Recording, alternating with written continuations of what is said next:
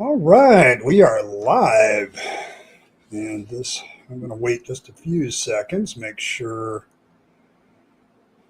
YouTube and StreamYard are yapping at each other. Make sure all is good there.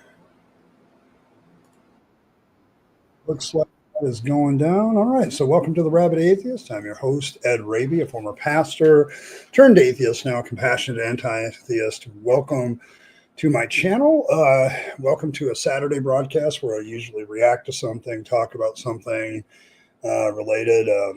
Some of the things I want to get into is talking about various biblical studies issues because it's kind of my wheelhouse. And today I want to talk about the Q gospel.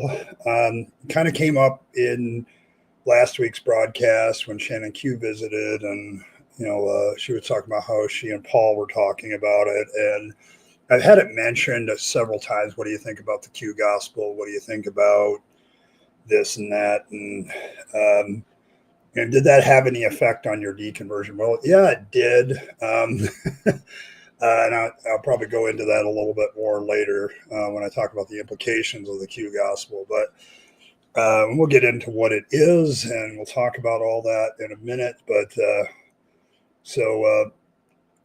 welcome everybody. We'll see who's here.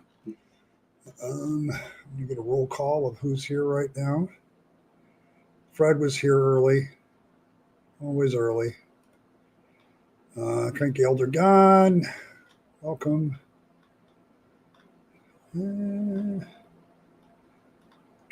John from Holland, welcome. Let's see.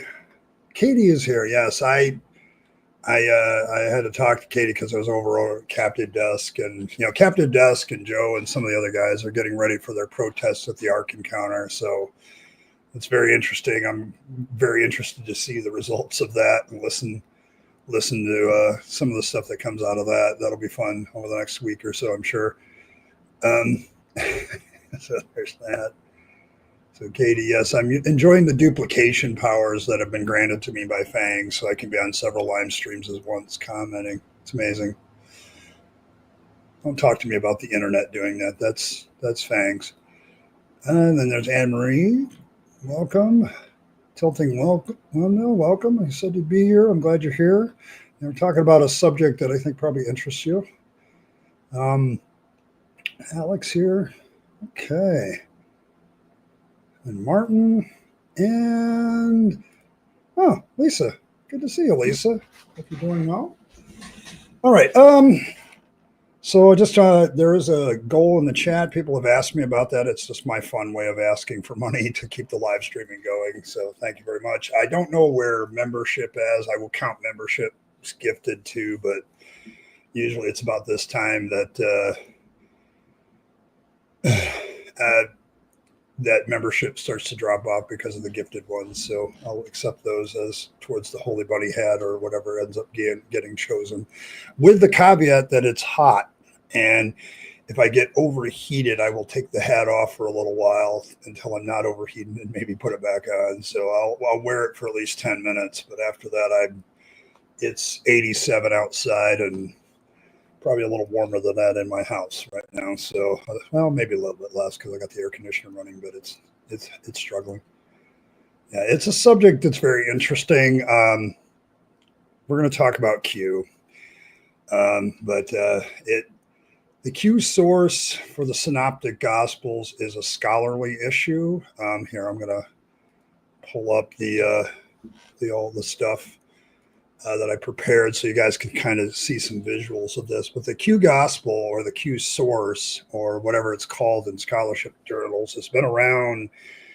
I think I read somewhere that somebody proposed it back in 1900. So it's 125 years old as a hypothesis. And it is a hypothesis. I want to emphasize that it's a theory that fits the facts, but do we actually have a Q gospel? No. So it is somewhat hypothetical, but it does answer a lot of questions, and it would, if true, I'm not sure how much if it would affect scholarship, but it's more of a hypothetical. So I want to get that up front. But it is something that people talk about both in biblical scholarship circles, secular scholarship about the Bible. It is a scholarly subject, so people do talk about it. So there's that. Yeah, it can be an oral. I'm going to get into all that later.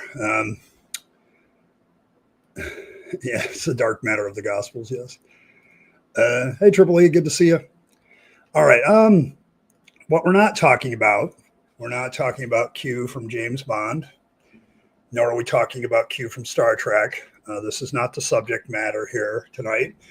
We're talking about a source that's part of the Bible that is hypothetical and that people talk about, and they, I'll talk and get into my origin story about where I first learned about the Q source, but it's not as fun a subject as Q's gadgets or the almost demigod status, godlike powers of Q. So, but that's what we're talking about. So. Never seen zero in a poll forever. Why do I have a zero? Nobody wants the black top hat. No, it's I've never seen that either. It is unique. So, all right, let's talk about it. What is the Q Gospel? The Q Gospel gets its name from Quaro, meaning source. It is a hypothetical written collection of Jesus's sayings. It's proposed to explain the shared material found in the Gospels of Matthew and Luke that are absent in Mark. Okay, so you have the Synoptic Gospels. This is stuff that's only in Matthew and Luke, but not in Mark. Okay, and surprisingly, the Q Gospel would not be narrative based like the four supposedly canonical ones. It's believed to have been a sayings collection, focusing on Jesus' teaching rather than his life events. What we have is, yes, it's definitely German. So it's, what we have here is we have a whole bunch of sayings of Jesus that are found in Matthew and Luke. They are surprisingly identical as far as word order, the way they're written. And so it's something that we kind of identified, and I decided, to give it a name, the Q Gospel.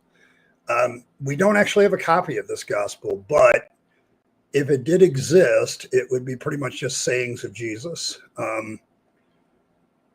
And so, but the surprising part is how in both Matthew and Luke, there is very, very much like the same word order and the same other expressions and the way things are put down. They're in different orders. There's probably about 200 verses that are like this in Matthew and Luke, where you had these sayings or teachings of Jesus.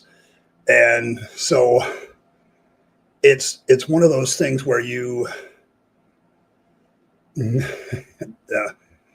it's one of those things that kind of indicates that there were similar sources for Matthew and Luke. They're obviously using Mark. We know that for sure. They had the Gospel of Mark floating around. And it's basically a theory or a hypothetical that they had another document that also had these sayings and stuff on this. So that's what the Q Gospel is. Now, the reason it's an issue is because some people say it's, Matthew copying Luke or Luke copying Matthew. The problem I have always had with that, and my problem with my Bible studies professor, when we did Life of Christ and we did the Gospels and stuff, also had a problem with it because he felt that if one had copied from the other, then they would have copied more than just these sayings. Okay, it makes a great deal of sense that it's another document with sayings, because the narratives around the birth of Jesus and the resurrection in Luke and Matthew are very different. Biblical scholars would probably say they're emphasizing different points, but it seems weird. Like if Matthew copied Luke, why doesn't he include some of the stuff that Luke has in the birth narrative? They're very different. The only idea that's shared in them is that Jesus was born of a virgin. Almost everything else is different. and you have to like overlay Matthew and Luke to get the whole story, the whole narrative. So, and the Q gospel is very much a teaching thing. There's not a lot of there's no narrative in it at all. If it exists, then all it would have is a bunch of the teachings of Jesus. So that's it. Good to see you, Evan. See, I thought I saw somebody else I hadn't seen yet. Yeah, Asho, thank. Good to be here. All right. So good to see you guys. All right. So that's kind of what it is. Why was it a hypothesize? Scholars notice that Matthew and Luke share over 200 verses that are not in Mark, often with strikingly similar wording, like very similar wording. This led to the source hypothesis. Matthew and Luke use Mark and Q as their primary sources. So you have this idea that we all, they copied Mark fairly prolifically, both Matthew and Luke do. And what's hypothesized is there's another document sitting in front of both of them that they were both using as well. So the idea of the Q source is that they had this other, the writers of Matthew and Luke also had this other document in front of them that they were also using for the sayings of Jesus. Okay, that they were basically collecting different accounts of Jesus's life. And these were two of the sources that were in front of them, Mark and Q. Okay, and so they were using both of them as their primary sources. Well, it seems strange. This is one of the weaknesses in the argument tilting window. It's if you're going to say Matthew copied from Luke, for instance, then why isn't there the shepherds in Matthew's account of the birth narrative? Like the birth narratives are completely different. Okay, like there's no, with Matthew, you kind of get the idea that Jesus, his family is already in Bethlehem and always been there. And the only reason they settled in Nazareth was to get away from the Herod family.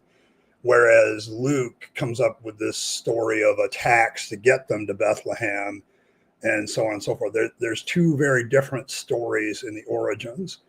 If you're going to copy from each other, why only the Q stuff? Why only the sayings of Jesus and not the rest of it? And if you leave those out, then what are you saying about the other person's account? That you don't agree with that part of the account? Like if Luke is copying from Matthew and doesn't include Matthew's birth narrative, it's like, is he making an editorial comment about Matthew's birth narrative? Is he, it's like, it's weird that it's only the sayings of Jesus that are copied, and there's so much other narrative that's different between Matthew and Luke, that why isn't that copied? And so there's definitely something there that's, more of a, why didn't they copy other stuff? Why is it only these like 200 sayings of Jesus that are copied? So that's kind of the issue. So there's that. I do remember what 2 Peter 3:16 says, and it's still it's still there. What do we know? If it was real, what do we know? It's probably written in Koine Greek, like the rest of the New Testament is, because there doesn't seem to be any translation issues. Like people that know the language don't cite any like translation issues. There's no passion narrative. There's no crucifixion. There's no resurrection. There's no birth narrative. There's just no narrative to Q. Q is very much, if there is any narrative, it's like the setup to where he teaches, like somebody approaches Jesus and then he gives them all these statements. And so it's kind of that kind of narrative, like Jesus was teaching something and, the setup is there. It's mostly about wisdom sayings, ethical teaching, and a few apocryphal, like apocalyptic warnings. Like you do get very early gospels that have the teachings of Jesus, and they have this very much apocalyptic warning stuff in them. And Q would be no exception to that. Part of Q material includes the Beatitudes, the Lord's Prayer, the temptation of Jesus. That's one of the few narrative parts that is included in Q. And they're all found in Matthew and Luke, but they're not in Mark. Like the temptation of Jesus is not in Mark. And so there's stuff in that's just not there. So it's kind of very interesting stuff. It's interesting to theorize about it. And it's a solid hypothesis, scholarly speaking, but it's not perfect. So, but that's kind of the characteristics that it would have if it was a document of its own. We would expect something to be in Koine Greek. It wouldn't have any passion narrative. It wouldn't have any of that stuff. Just some sayings and stuff.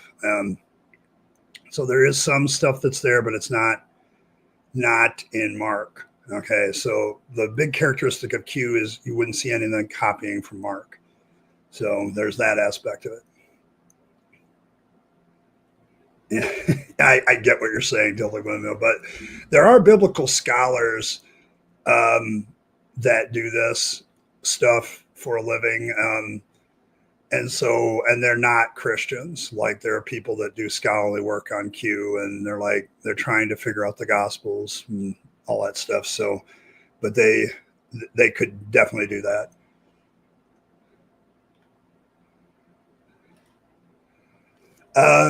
Is there any physical evidence? No manuscript from Q has ever been found. This is the kind of the downside of the Q hypothesis. It's not mentioned by any early church fathers whatsoever as a document in and of itself.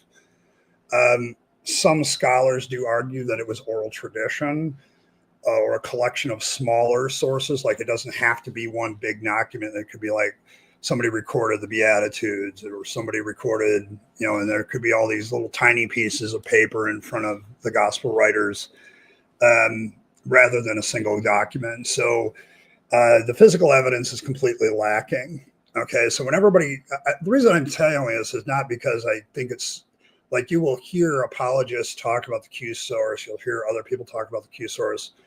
If you want to know what they're talking about, this is what they're talking about. Okay, they're talking about this hypothetical Q source, okay, that shows similarity between Matthew and Luke, but isn't mentioned in Mark. Okay, so when they talk Q source, that's what they're talking about. Okay, so there's no physical evidence of this. It's a theory. Okay, it's a hypothesis, not a theory, if we're talking scientific terms. So that's what it is. It has its downfall. The scholarly debate is, supporters say Q explains a literary overlap between Matthew and Luke, which it does, but critics argue that it could be oral traditions, or they could have used a bunch of smaller sources. It doesn't necessarily follow.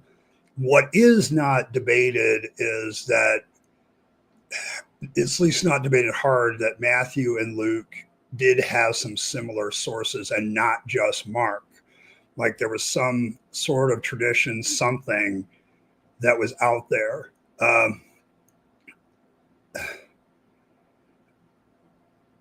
It's subjective. It's very subjective, much of it.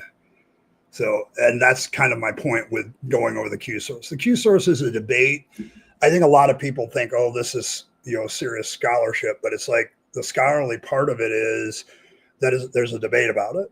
Okay, like, there is no definitive, yes, the Q source was real or anything like that. So when you hear people talking about this is not something that's like firm in stone. It's not like something that, absolutely had to be there. Okay. What we do know is Matthew and Luke had sources other than Mark that apparently Mark did not have. Okay. Or he doesn't utilize. If Mark did, the writer of Mark did have it, he didn't utilize these sources, whereas Matthew and Luke did. Okay, so that, I think you can probably say definitively, but that's about as far as I would go in saying it. So there's that. There are some documents out there that are very similar to what Q has proposed, so it's not completely off the wall. Like the Gospel of Thomas is almost completely the sayings of Jesus, so this is not unusual. The Gospel of Peter is very similar. It has a talking cross and a few other things, but it's not unheard of to have just documents that are the teachings of somebody like Jesus, or in the case of the Didache, the teachings of the 12 apostles. A lot of the Gospels in Hebrew and Jewish form are this way too. They're just the teachings of Jesus. So, so that's kind of where it is. It's an intellectually vacant form of apologetics. My apologetics professor in Bible college said so. He said the precept form was basically a non sequitur argument. It didn't have anything to do with whether or not there was evidence for anything. Okay, and your job is to defend the faith. Okay, and give reason for the hope that's within you, not to precept stuff. So it's a weak non sequitur start. So, but now this is kind of the relationship between all the gospels. I'm gonna switch this out to this form here. The part in blue where it says double tradition, this is where a lot of the Q source stuff is. That's kind of what people use. Okay, Mark doesn't have a lot of overlap with other. I mean, if you look at Mark, there's only like 3% that's unique to Mark and not the other gospels. And then the other two gospel writers, part of Mark, they use like 76% of Mark is used in both the other gospels. And then you've got 3% in Luke that's not used by Matthew, and Matthew uses like 18% of Mark that Luke doesn't use. So you have this, Mark is definitely a used source for the other gospel writers. This is why the primacy of Mark has kind of come to the forefront as being the first gospel. Because of this, you can see the absolute overt word for word copying, and it only makes sense really if you put Mark first. So there's that aspect of it. So it's one of those things that is pretty obvious, at least to me, in my opinion. Okay, this is my scholarly biblical studies opinion that I have a biblical studies degree for and a master's in theology for. I can kind of see the triple tradition. There's definitely some overlap there, and Luke and Matthew are definitely using Mark quite a bit. And it's pretty obvious. It's like copied on word for word. There's very few exceptions to the word for word part. And then you have like a lot, like Luke is 35% unique material that only appears in Luke, and 20% of Matthew only appears in Matthew. It's the double tradition that is often called the Q source. Okay, it's this overlap between Matthew and Luke that doesn't appear in Mark. That's what they're talking about when they talk about the Q source. It's not just Q, though, as I recall. There's some other things that they both do. This is why, to me, I don't know if the Q gospel is a single gospel. I don't think it's like a single document.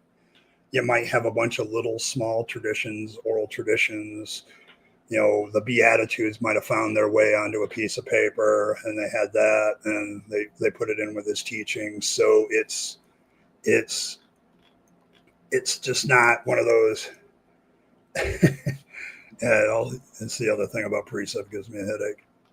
So it's just precept is just a non sequitur to me. You're like talking about the grounding and all that stuff. It's like, no, you have to prove that God is the grounding. You still need evidence for that. You just can't accept it.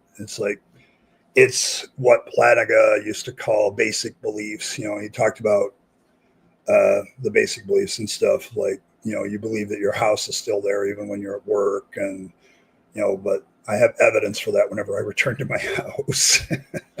You believe in other persons, and so wouldn't the belief in God? I said, no, that's a pretty big leap in logic. You have to prove. So yeah, if you already start out having no the answer, the conversation's kind of pointless. The whole point of precept is to shut up atheists or people that are critics. But the double tradition down here, that's at the bottom. That's what they're talking about when they talk about Q. What is this double tradition? Is it a single gospel? Is it a bunch of different things? Is it oral tradition? This is what people argue about. So that's the relationship between all the synoptic gospels. It's a good chart. You can probably find it on the internet that talks about this. And it appears by the way, this chart is not debated by a lot of Christian biblical scholars either. They don't argue against this chart. Okay, like they agree that this is kind of the breakdown. Okay, they don't fight you about that. Okay, usually if they do, it's because they're very hyper inspiration of scripture kind of persons, and they were all uniquely being giving stuff, and look at that, it overlaps. Um, why is this important to deconversion? Now, I'm going to tell you my deconversion story where Q fits in. Um, when I was in Bible college, oh gosh, this is fall of 1989, so I'm dating myself quite a bit. I was in Life of Christ cast, and I believe it was the introductory notes about the Synoptic Gospels that I first heard about Q. So it's been around for a while. Okay, this argument's been around for a while and probably will exist until somebody either finds the Q document or somehow it's proven that it was oral tradition or somewhere else. And I just don't know how you're going to, without, I mean, the Q document hypothesis people could absolutely prove their point if they found the Q document. Like if we find an old piece of papyrus dated to the right time and look at that, it has all the Q source stuff on it, then that would prove their point. I'm just not sure how you would prove that it's oral tradition and that the oral tradition is valid. I don't think that side can really prove itself. They can just assert that, but I don't think they can prove it. It'd be very difficult. So when I first heard about this, those of you that know my deconversion story well, this is where my intellectual deconversion began, was Life of Christ class. Because of something like the Q source and the Synoptic Gospels, and learning that there were, like, at the time, 20 some other Gospels. We found a few since. So there's like 33 of them now. Besides the 4 canonical Gospels, there's like 33 of these things floating around. What it shows is like Matthew and Luke were clearly collecting stuff and editing, like they were definitely doing human editing of other sources of material, which means they didn't really need the inspiration of God at all. And proving the inspiration of God is a very difficult thing. But what it showed to me that in some way, shape, or form, regardless of how you view Q, what Q demonstrates to us is that some editing was going on. Some stuff was going on where the other gospel writers were collecting stuff. And when they were sitting down to write out their stuff, and Luke basically admits this, is like he's collecting all this stuff and he's writing it down. And so it gave me, all of a sudden, I had this very, very human origin story for 2 of the Gospels. Like Matthew and Luke suddenly become very, very human. Like there's no divine intervention necessary at this point to have these 2 Gospels. And this is the way I was thinking back at then. It's okay. There's no necessity of divine inspiration for Matthew or Luke if they're just grabbing sources of information and trying to compile them. You don't need God whispering in your ear to do that. Anybody can edit a story, and anybody can edit a fictional account or mythology or whatever. It became it made the origin story of the Gospels very human and not necessarily divine. Okay, when you start studying the scholarly aspects behind this stuff, it begins to really nail your thoughts about God is necessary for this process to take place. Okay. Just a little interruption. Thanks, Kevin. Appreciate you. Just thought I'd say hope all is well in our new house. Hail Fangs. Okay. Well, good to see that you're in your new house, and hopefully you enjoy settling in. It's a long time before a house becomes a home, so there is that aspect. So there's that. But yes, so for me, the first thing I realized was there's a very human origin story to these gospel writers, particularly Matthew and Luke. Luke practically admits that he's just searching out stuff, to give an ordered account of the life of Jesus. He doesn't tell us where their sources are, which is inconvenient, which would have been helpful to kind of prove the point. But he also, just like it suddenly realized that, for me, that you don't need a God at that point to create a gospel account. You can make up a story, you can fill in the blanks, you can do a lot of things. And the Q gospel was just one of the many things, the many other gospels that were out there. Because when you study Q, you automatically run into the Gospel of Thomas, which is literally just sayings of Jesus as well. So it's not beyond the realm of imagination, or even reality, to have like this aspect of something being put together that is just straight up collecting writing, sayings, oral traditions, and throwing them together into a narrative form. And it also, I suddenly realized that the earliest gospels that we actually have that we can date earlier are just the sayings of Jesus. They're not, there's very little narrative to them. It's very much like Socrates stuff, where you just, some guy approaches with a question and all of that stuff. So there's that. It's just one of those things where you suddenly begin to realize that Matthew and Luke could be completely human. Like there's no necessity for God to be involved at all. It also brought up the question, okay, if these are the sayings of Jesus found in another gospel, why wasn't this other gospel with the sayings of Jesus canonized?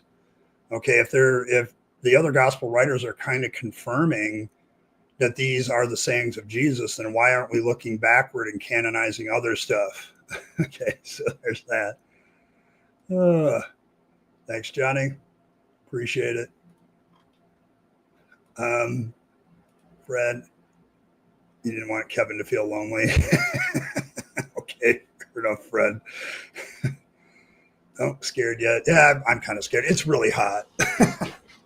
Wearing a hat isn't my forte right now. I'll wear it for at least 10 minutes.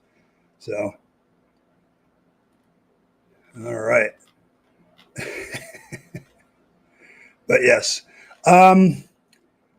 Then you discover at that point, well, the canonization process is a really human thing too. It's a bunch of guys over a period of church councils that, I think kind of actually starts at the Council of Rome, where you just all of a sudden, you realize that these people are just picking and choosing which gospels they want in, and they're doing it like 300-400 years after the fact. Like there was no effort before that to decide what the true scriptures were. And it started to make me realize that the early church may not have had the view of inspiration of scripture that we do, that early Christians did. And as a Pentecostal believer at the time, maybe they didn't view these writings as like fully authoritative like I do. They're just inspiring. And so that puts a lot of doubts into you. There's no story of divine intervention in any of this, editing and putting together process. You don't need it. You could argue maybe Mark was inspired by God, but he's later copied, and that doesn't make him more witnesses. It just makes him copied. It showed to me that humans were the authors of the Gospels, and not, and through a process of selection and editing, that there were. Why would God need an editor? Why would he need selection? Why couldn't he just do the gospel, like just the way it is? Why couldn't he just do that? Okay. Like, why can't he just give us a fully authoritative form of gospel and just be done with it? Okay. And give us all the sources, give us all the historical documentation that would be necessary to prove the point. And so what you end up with is somebody either editing a work or making stuff up. Like, it's just, we literally could have Mark being the original fan fiction fantasy author, and then Matthew and Luke just copying him and then adding to the story their own unique material and their own stuff. And I suddenly realized that this could be a very mythological thing and a very man-made story. And I spent a good chunk of my life after that trying to prove that it wasn't. Okay, that this wasn't true, that what I was seeing wasn't true. My intellectual deconversion probably started right after seminary for sure, where I realized that Christianity was problematic. But by that time, I had so much sunk cost into this thing and the sunk cost fallacy that it was definitely, one of those things where it was like, oh, that's not good. So, Merlin. The Merlin. Okay, there we go. Five Rabyd Atheist memberships. I'll count that towards the hat, even though we're not quite there. Let's see. Native Atheist. Hey, Native. Randy Scott. Imaginarium. Jim for Your Mind. Pete himself. And Michael Bell. Hey, Michael. Good to see you. All received gifted memberships. So thank you, the Merlin, for that. And I'm going to say that puts me over for the Holy Bunny hat, because that's where the poll sits right now. Although, let's see. Did anybody actually? Yeah, somebody did eventually vote for the blacktop. So, and let's see. Number 2 is red, white, and blue. A few patriotic Americans still in their 4th of July spirit. So there's that. So I have to be now extra careful speaking about fangs because it could be considered authoritative holy writ at this point. So there's that.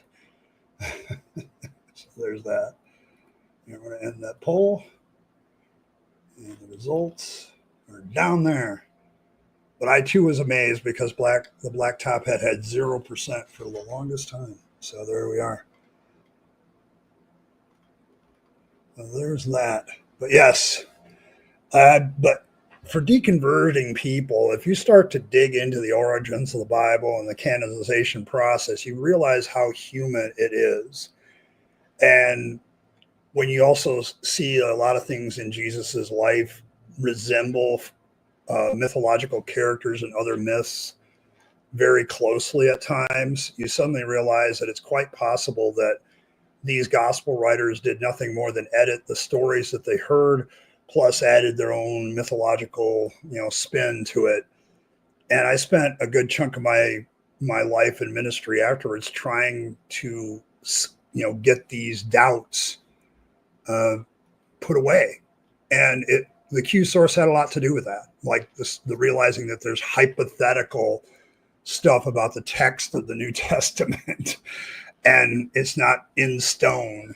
You suddenly realize there's a lot of theories that could be there, that could be right or wrong. I'm not saying Q is right or wrong. In fact, I'm not sure about any of it all. It's quite possible that there were a bunch of sayings running around about Jesus. It's interesting to me that the early Gospels of Jesus, the ones that are earlier dated, including the ones that are non-canonical, are just sayings of Jesus. Like it's some of the earliest ones are just stuff that Jesus said, which I guess in some sense lends some credence to the idea that Jesus was a teacher that other people turned into a growing legend and add a bunch of mythological elements to it. I can definitely see that. Now, whether he was an actual teacher or some teacher that's lost to history, I don't know. Hey, Earl. Kind of catching up in the chat here. Yes, Earl is fashionably late, as always. It becomes a question. That's probably why, because it's lost. See, a lot of these Gospels, Ray, got lost because they weren't canonized. Okay, they weren't considered by the early church, the Orthodox Church, to be, holy, like inspired by God's stuff. Like there's this constant. The funny thing about the canonization process is it takes like several councils to get a final, this is the canon of Scripture. And there's debates, and a lot of people came away from the last councils pissed off because their favorite book didn't get in. Like the Shepherd of Hermas is one that people felt they should get in. The books of Clement, people thought should be in there. If it hadn't been for Clement's, referencing the Phoenix, it probably would have got in. Okay, so it's like there were a lot of books considered that were rejected that other people felt should be accepted. And that's when you realize the canonization process is just the church picking and choosing its authoritative text to be authoritative over its authority, if that makes any sense. It's kind of, this is where they're manufacturing the authority of the church. And part of that manufacturing process is the canonization of scriptures. They want to be authoritative so they can use them. When you see that, it's no different than when Protestant denominations create doctrinal statements to be their authority. So it's like that. It's quite possible that Q is just a fantasy. It really is. That's why I'm saying, understand that this is a hypothesis among some scholars. It is not a done deal. It has never been a thing. It does explain why Matthew and Luke use the same stuff, but it's not the only one. Okay, it's not the only. I know, more traditional Christians want it to be like oral traditions. They want it to be oral traditions because then they can give an earlier date. But if it is actually a document, like the thing that could prove Q is just a fantasy false is that we actually find the Q document with the Q stuff on it. and we can properly date it. Because the problem with the Q for a lot of more fundamentalist scholars is that indicates that there are other things that were written before the Gospels. Okay, and they don't want that because that pushes the Gospel date writing backwards for them. And so I never knew too many fundamentalist Bible scholars that liked the Q document hypothesis. They would rather call it like oral traditions that were similar, things like that. So there's that.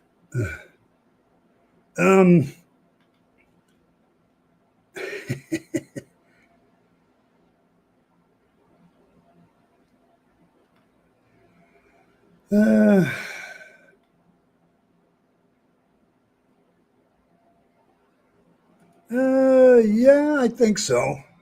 I think it might be accurate. That's the thing about,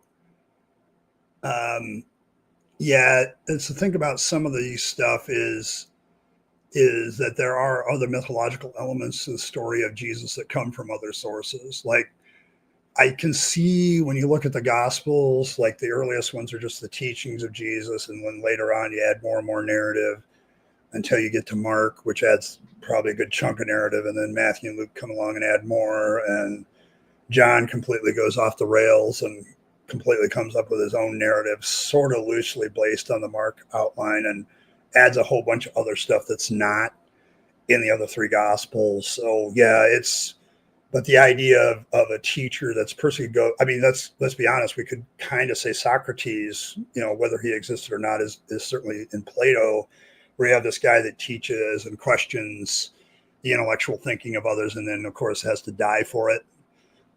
That's a pretty old tradition. And so the idea of somebody dying for their teaching or dying for their righteousness or whatever is not a unique thing by the time the Gospels come around. So it's a valid point. So.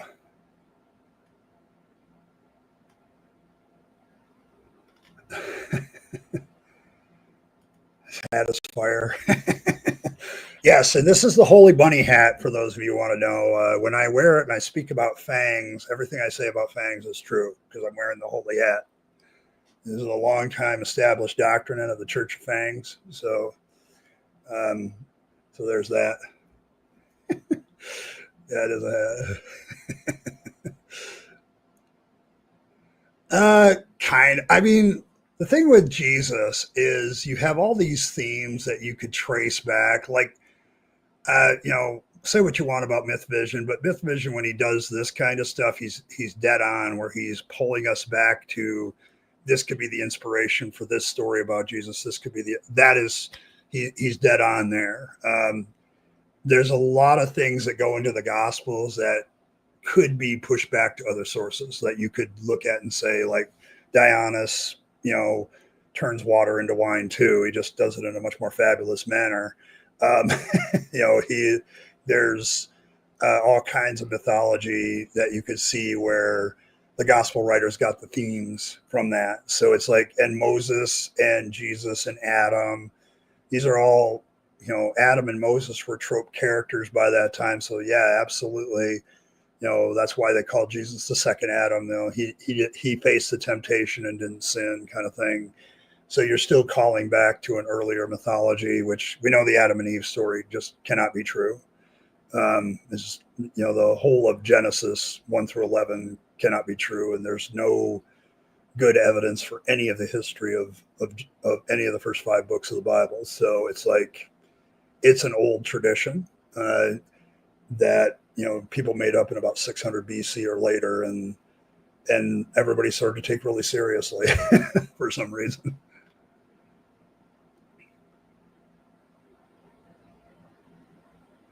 Yeah, probably. I mean, are you talking like 130s BC? Yeah, there's a few characters. See, that's the other theory about the Gospels is like Jesus is a conglomerate character of a lot of different other messianic type people that lived back then. So that's the real problem with the whole Jesus narrative is and why I can see where there might be like a messianic prophet that kind of inspires all this, and people just a cult leader kind of that had a small cult following. And after his death, it grew beyond proportion because they kept adding mythological elements from other sources. I can absolutely see that. Okay, it's not beyond the realm. But do I think there was a Jesus that actually walked out of the tomb? Hell no. So I think that's a made up story. So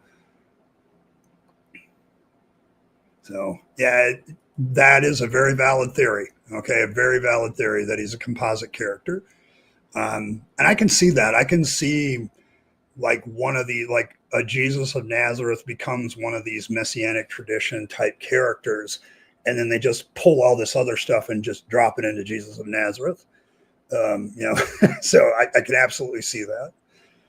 That's the problem with looking back this far, because you can see how, when I was a believer, those kind of ideas just didn't enter into my brain. The indoctrination said, no, you're not allowed to have this in your brain. So that's kind of, I absolutely understand why now scholars have these ideas about how this is a composite character, how this is a growing legend, how Jesus may have never existed and somebody made it up and put it all together. Is the character of Jesus in some of these earlier gospels where just the teachings are? Is this a guy that is just the latest teacher of righteousness myth? And then they just began, the Christians began to throw more and more stuff about this. I'm not going to declare it officially. Very real world politics. I would agree with that.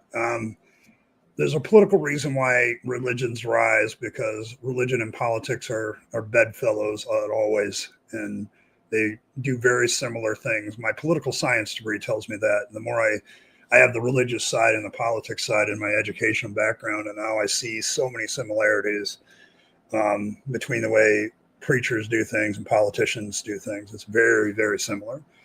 So, tossing salad mint this week. Yeah, thank God.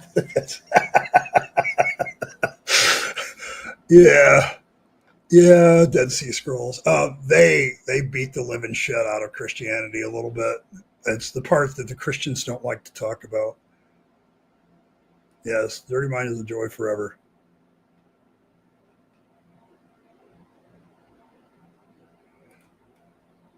Yeah, probably.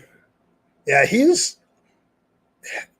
Judas Ben Hezekiah. Yeah, gosh, it's been a while since I've studied this in detail. I'll be honest, but yeah, I think he might be right. Like he is it may very well be that he was the Jesus character originally. So, yeah, I remember reading about him. It was a long time ago. I'll have to be honest and hope. I wanted to review some of this stuff because a lot of people have questions about Q, and it's like it's a hypothesis. Okay, it's not a thing. It does point out that Matthew and Luke use some similar material that Mark doesn't have, and so it kind of indicates some sources there that don't necessarily, they had Mark. That's pretty obvious, but it was like, what other things were they drawing from? And when they, when you see the miracle stories now, I just like, okay, which mythology are they pirating now? So there's that. You don't want a real man, how about a real woman?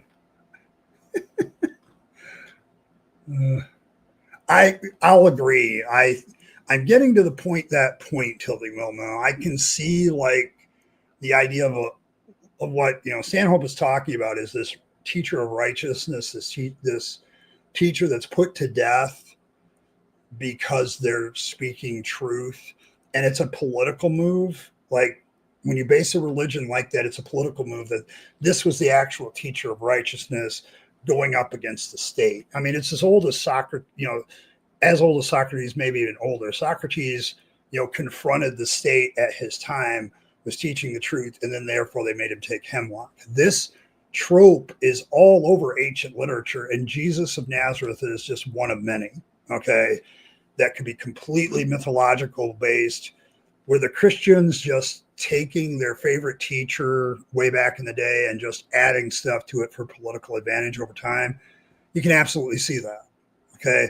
As much as the Christians like to build up their persecution narrative, there's a lot of times in the Roman Empire where they weren't persecuted and they were definitely trying to spread their religion and make it bigger. And so how do you do that? Well, you get the political machine on your side.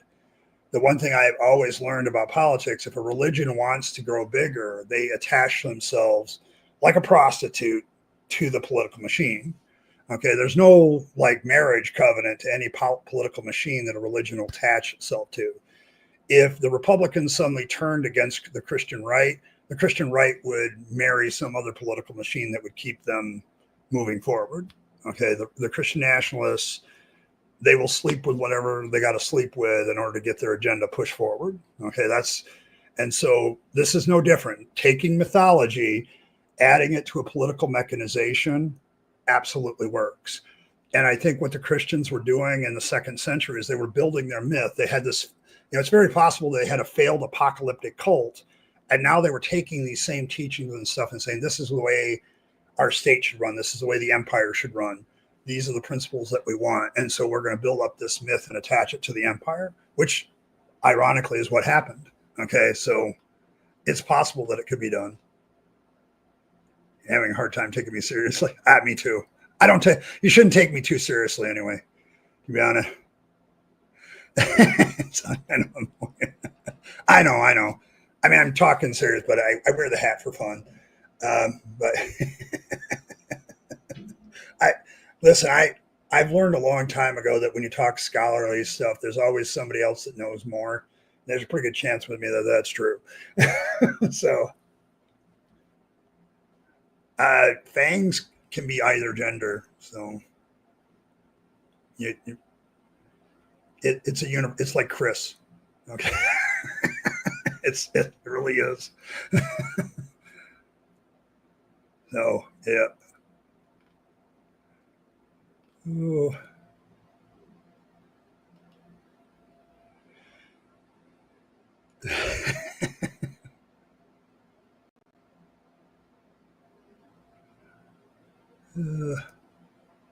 All the original Gospels? Yeah, that would have been funny. That's kind of funny in Merlin because I'm not sure what the original Gospels are. The more I study this, it's like, okay, who's who used who. The church wants you to think like this early period of Christianity was like these were the 4 Gospels that everybody believed and everything. And it's like, no. And when I'm talking, you guys that say you can't take me seriously while wearing this hat, anything I say about Christianity, that just kind of fits. So it's good. So.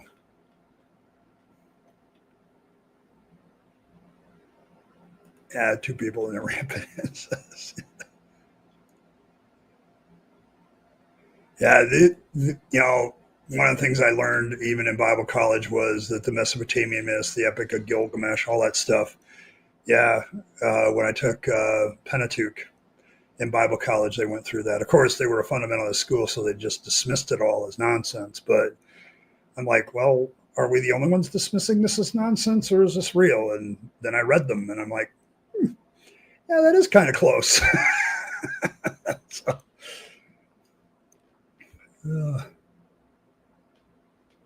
garden didn't happen.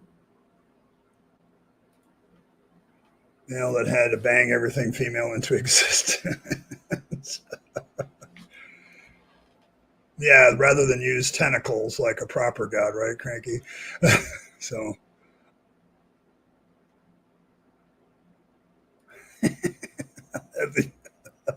Yes, be a DNA sick, yes. Yeah, I mean, see, what Stanhope is doing here, this is actually a legit theory about the Old Testament. Like it's a political, it's why I've said you need to reread the Old Testament as a political document and ask yourself the question, what are the characters representing? There's a reason why Egypt gets smashed so much in the Old Testament is because they were trying to make a point that Egypt was bad and Babylon and later on Persia was good, So, there's definitely political points being made in the Old Testament. It's just they fly over everybody's head. I can't do that with this hat on, but they fly over everybody's head. So there's that. Yes, it's quite possible. Yeah, it's very possible. Hey, Owl, good to see you, man.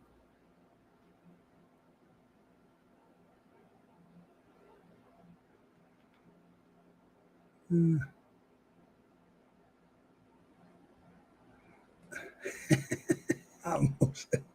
All right, there we go. There's the joke. Uh,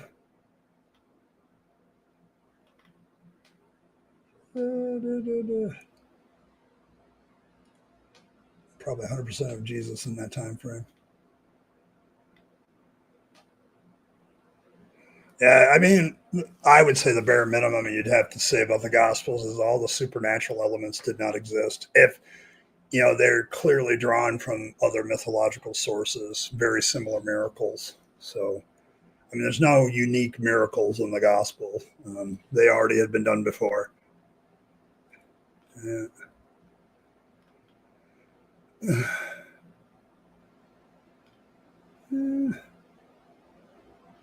It's possible. I mean, like we've been kind of going on here, there's a lot of this teacher of righteousness, teacher of goodness, teacher of proper what to do in the history of humanity. And Jesus may just be just another one that's mythological too. So take one more serious with a hat like that. See, I'm telling you, this is the holy bunny hat. So everything I say should be taken seriously when I'm wearing the holy bunny hat. Just ask any religion. If you got a holy hat, you should take people more seriously. Having a hard time. Oh, yeah, it's too hot to double layer today. Yeah, Christians don't like the hypothesis, that's for sure. I ran into that in Bible college, like the Q source hypothesis, they did not like at all because it pushes the dates for the writing of the Gospels back. And they did not want that.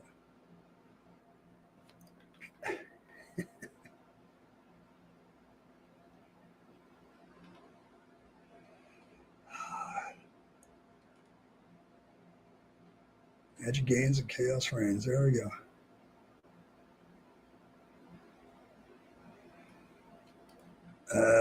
Then that's a really shitty way to write scripture. I'm just saying. It's a really dumb way to do scripture if you're God. I mean, it's a smart one if you want a scholarly thing to study. Yeah, so there's that. Yeah.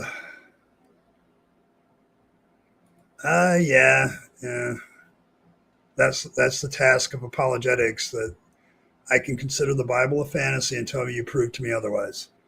So.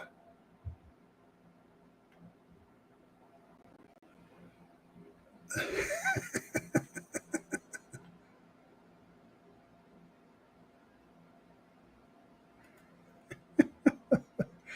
don't know.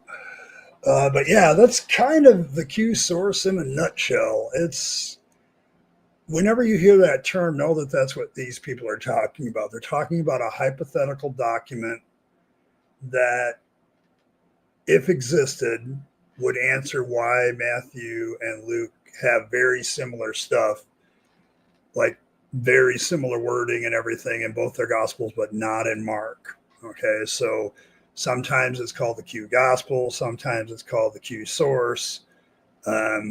Sometimes people point out that these sources commonly grouped together called Q. I've heard that before.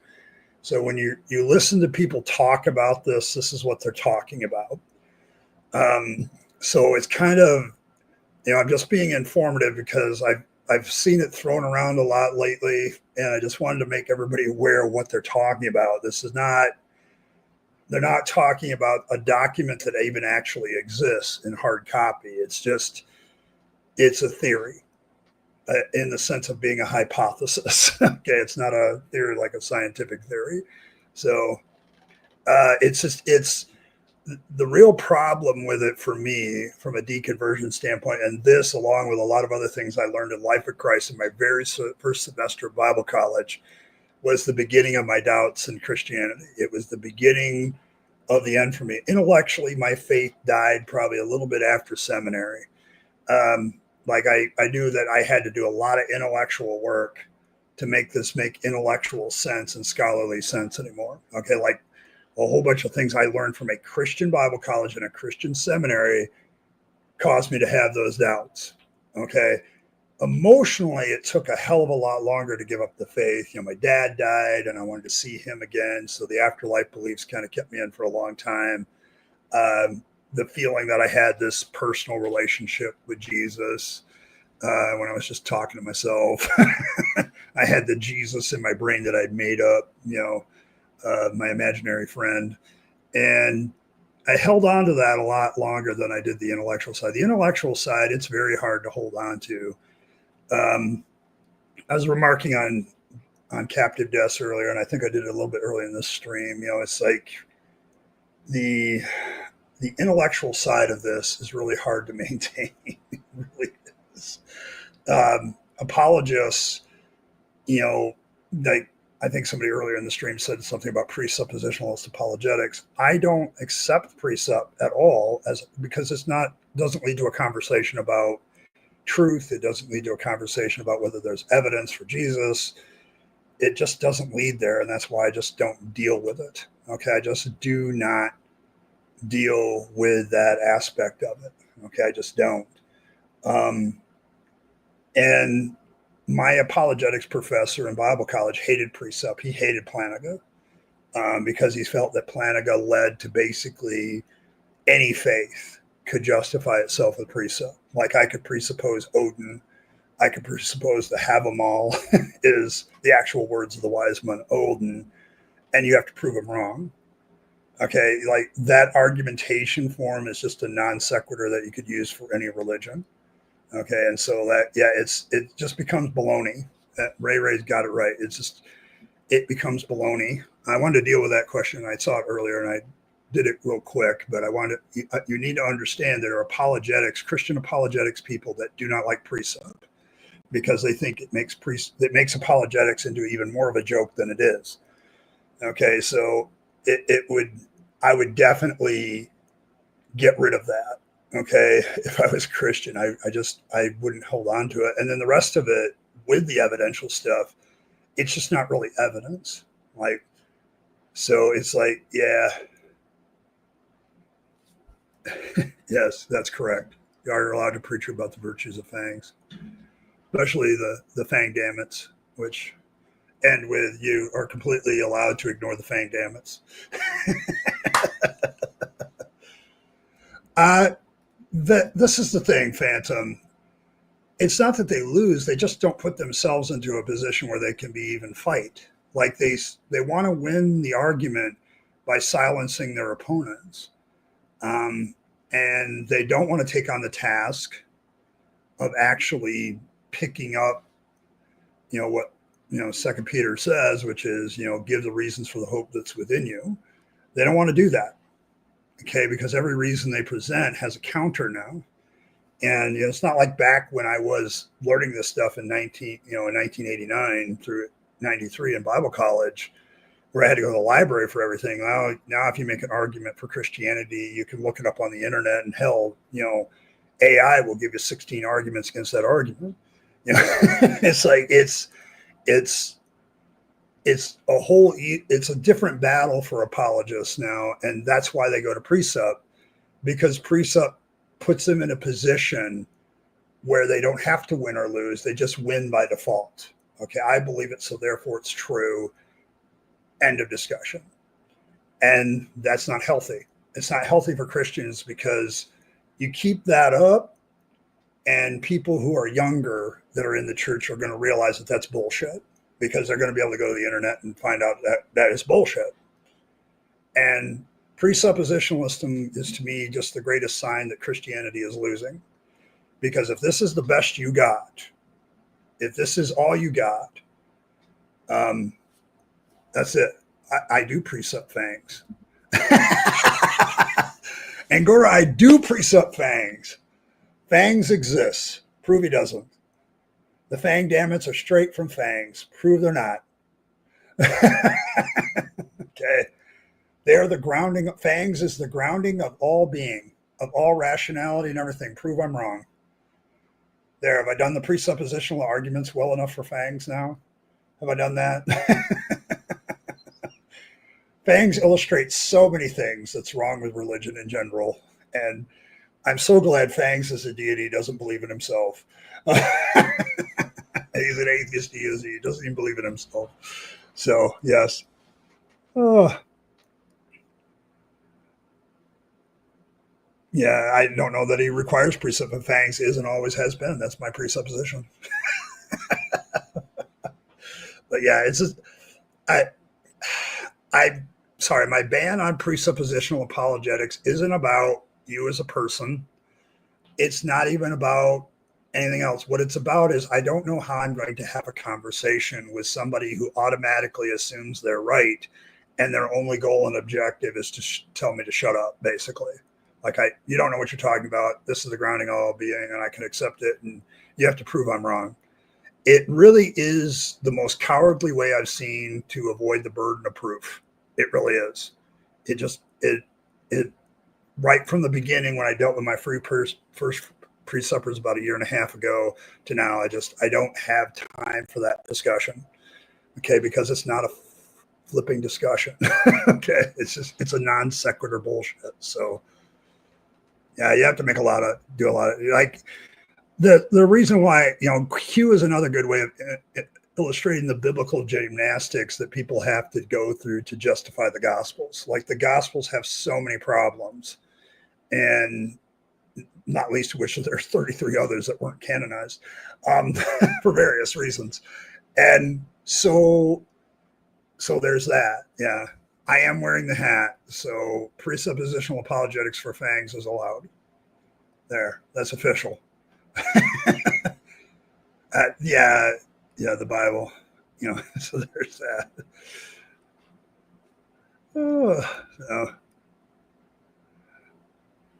Yeah, it's blossomed. The real problem is it just makes it so, I've built this channel Blossom on the idea, despite the hat, of having serious discussions about this stuff, because I have people that are deconverting from Christianity and they need to hear this stuff so that they understand what their faith is really based on.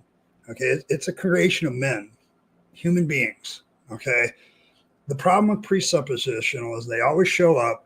They always ruin the party because you really can't argue with them. They're just shouting you down and telling you that you're wrong because they have the right to presuppose God, Christianity, and Jesus, or whatever. There's Muslim presuppositionalists too, by the way. I've run into one of them. So I don't know. It's getting difficult because I always want to have these good, serious discussions about faith and evidence and things like that. But presuppositionalist apologetics is ruining that right now in the internet YouTube sphere. It really is. It's hard to have a decent discussion about this because this is what happens. Pre-Fangs. There you go. There you go. Where's Daniel? Don't say his name, asshole. Besides, he's banned from the channel, like all 4 of his accounts. Man has multiple accounts in order to be annoying. Yes, for Fang's sake.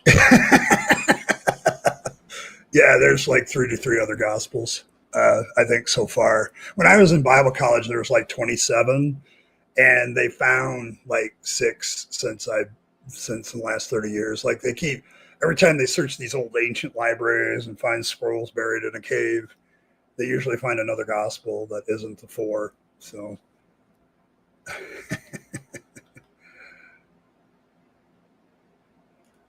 yeah, it's basically about me and Asho hanging out. Yeah, and then chat came along. See, I appreciate chat. I love you all. Okay, you keep me back. You remind me of where I came from.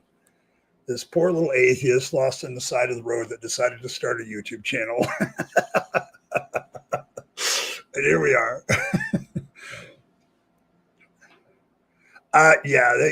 The thing is, Owl, the most common reason people dump Christianity is they start studying the Bible and the stuff around it. When you start to seriously study the Bible, look at the contradictions, look at the stuff, look at its origins, you begin to realize God didn't have a lot to do with this. Okay, it had a lot to do with the way and nature of religion and people. So, blesses all the meals, pre-supper, post-supper, supper. Yes, true. Make sure you pray for him to nibble on your carrots and other vegetables. Although carrots don't need it, they're the only. Yeah, you want to evoke Daniel. You're gonna have to evoke him a lot because he's banned. So, it's older than that. I heard about precept back in Bible college in apologetics class because we went over Planaga back then, and that's 30 years ago plus. So precept has been around for a long time. The idea of basic beliefs that human beings have, and that God is just one of those basic beliefs. Like if you leave home and go to work, even though you can't see your house, you believe it's there. You believe in other persons, that other people are actually people, on and on the list goes of stuff that we kind of function with basic beliefs. And then Planaga will take that and jump it to God. Okay, that the belief in God is a basic belief. And that's the origin of precept. Like the basic grounding of being is the belief in God. Okay, and so that's where it starts. And that's how they start the argument, which I pointed out earlier today. That's a non sequitur. They pointed it out. I pointed it out. Like, it's a bullshit non-starter argument, really, because when you think about it, all the other things he mentions, like belief in other, I can actually like look at another person and talk to them and kind of conclude that maybe they're another person like me.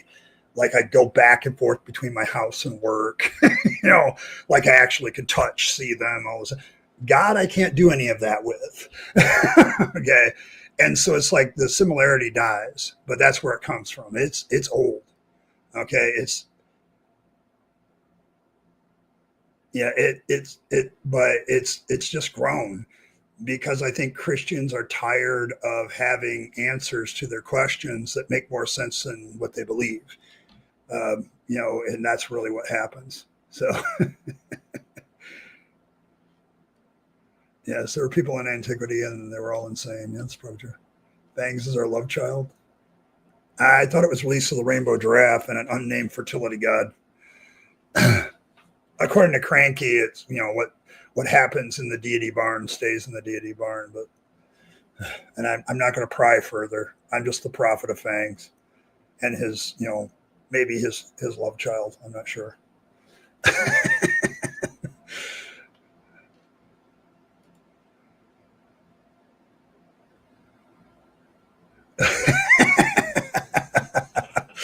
Yeah, I've had, it's an interesting chemistry that happens here at Tilting Windmill. It really is. The people that are here, they just blend together really well in a kind of weird, odd way. And it just works. It is weirdly cathartic to me. When I look at the origin story of Fangs, it's very human, but we're going to pretend it's not. But, it all started like I've gotten that with closed captioning before where they've like, when I say Rabyd and Rabyd Atheist, it'll translate it rabbit instead of, so I'm the Rabyd Atheist. And then I went over to Dave's channel and I think it was Simos that joked that he thought originally it was the Rabyd Atheist too until he read it. And then B.S. Lewis, of course, did his thumbnail of me as the Tricks Rabbit and said, well, why the hell not? Why don't we just create a deity? And I was looking for a symbol for the channel. And so here we are.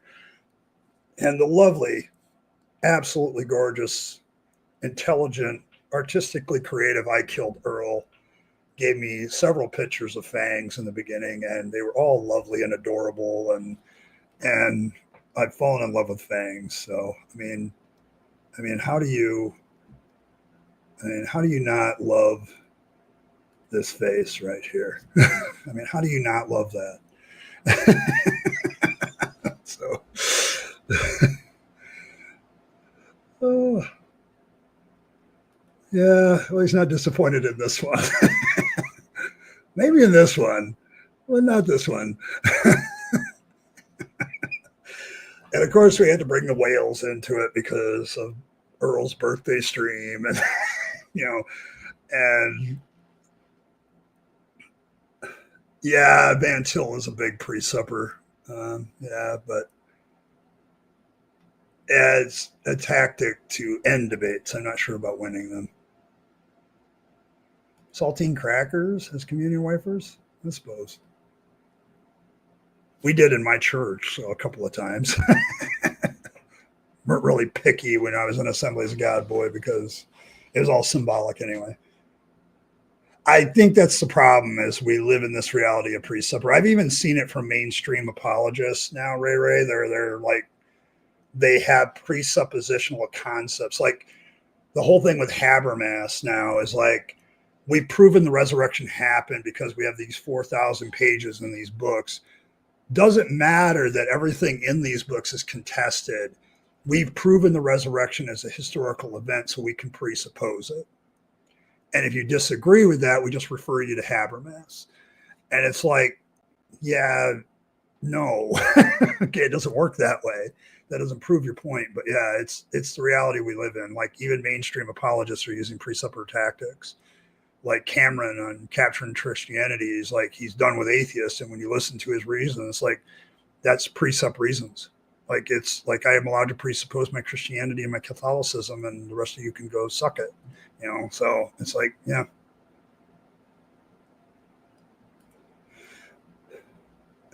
Yeah. Yeah, it definitely ties in with faith. I think precept equals faith is probably not a bad one. Yes, Mary is in the story of Fangs. You didn't know that, Esso? I thought you were there for that one. Like we justified how Mary got pregnant. It was, back in the 60s when JFK was still alive. Fangs pretended to be JFK and shagged Marilyn Monroe, and she got pregnant. So he took the zygote and went back in time and implanted it in Mary to kind of cover up the pregnancy. And it was a horrible joke that went very wrong and created Christianity, for which now this is why Fangs will never do that again. So there's that. But that's Mary. Mary's in Fangs' story. So Fangs is the reason that Mary got pregnant. So.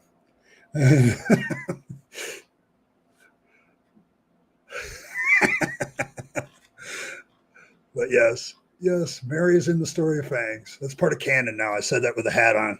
It's canon. So. Oh. I mean, usually atheist is the fault if you don't believe in anything. Like I try to get people to reconceive that term and not be so mean about it. It's just, if you don't believe in a God, you're an atheist. Okay, so it's like, okay.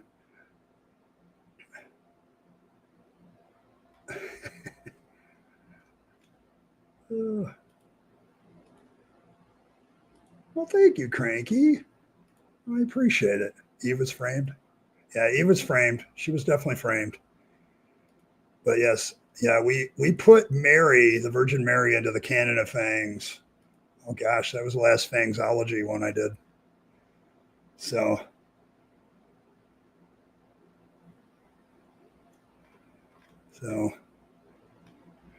yeah, usually Captive Death, Saturday Night at the Atheist runs long. I love going over there till thing, but it's like I got my own stream to do at 7. So it's like I love staying there too, as long as I can, because those guys are funny. Like they have my type of humor. It's that English humor that I was raised with. So I enjoy it very much. Let's see. Is there a Fangle that asking for a friend? Okay, not a real close friend, more of a casual. Is there a fangle dangle? Define fangle dangle.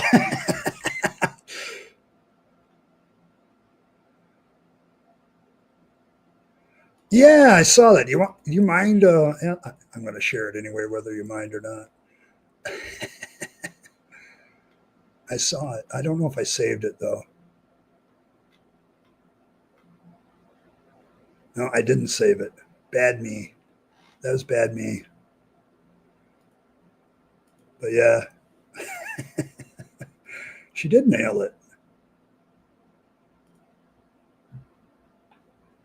Yeah, there it is.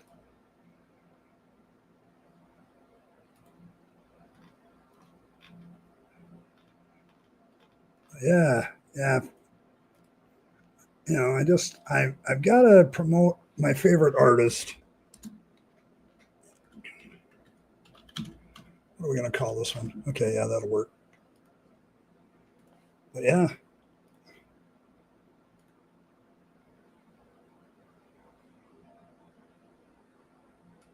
there we go. This is one of the latest ones for Earl for Azzo's channel. Take a bow. I don't know what the puppy is. It seems to be a love child between Fangs and some dog.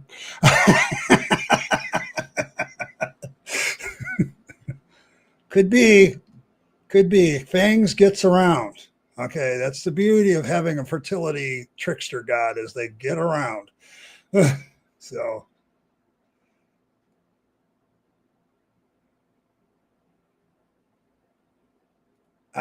true.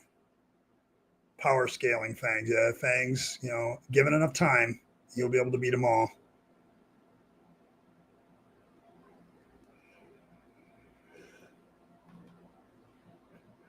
You like Fangs' bow? Yeah, I kind of like it too.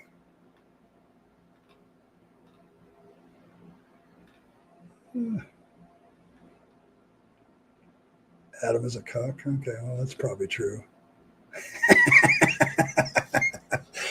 Yeah, there's a lot of people here, Ray, with very interesting sense of humor. The one thing you can count on every one of them is they're dirty-minded. So sooner or later, it will get to that kind of humor. That's a good question. See, the problem I have with that question now, Owls, I know for a fact there's a lot of people pretending to be religious because it allows them to fit into their society, but they don't believe shit about it. Like, if you pressed them and they weren't going to face any consequences, they would say, yeah, I don't believe it. And I think that a lot of it's so culturally ingrained that people just go along to deal with it. So how many real atheists are there? I don't know. He's got into your avatar. Yeah. But yeah, this is a new one for Azzo's channel, the teddy bear hound. I don't know. I don't know.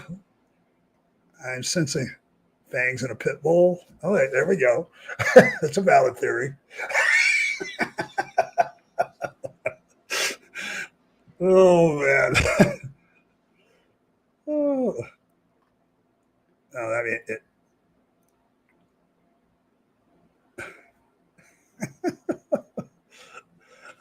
oh.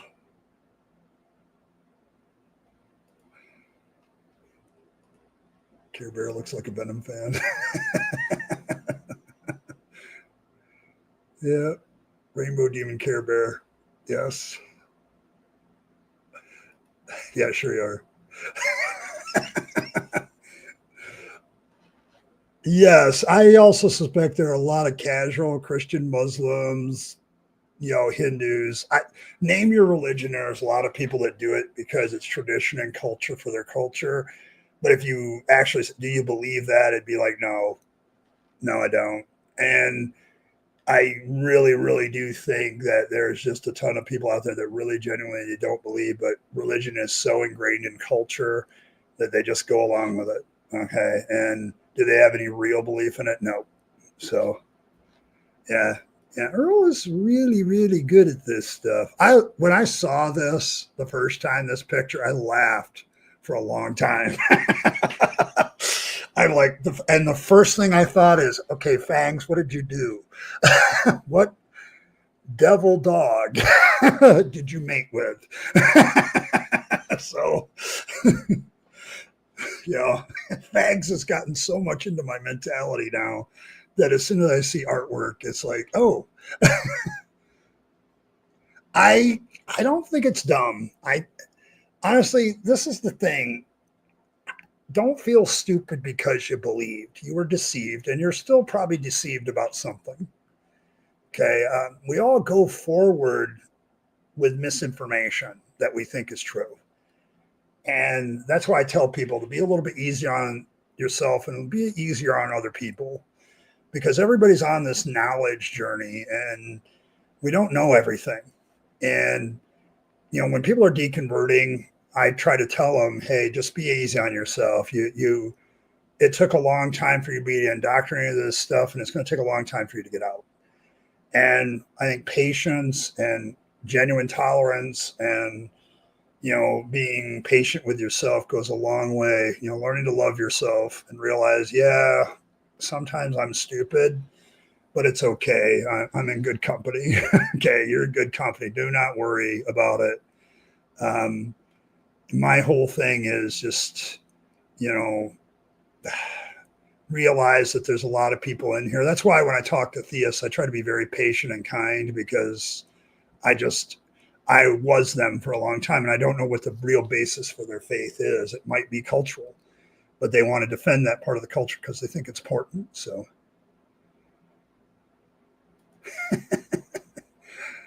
oh my gosh. Yeah, it's not dumb at all. Yeah, thanks, Tilting.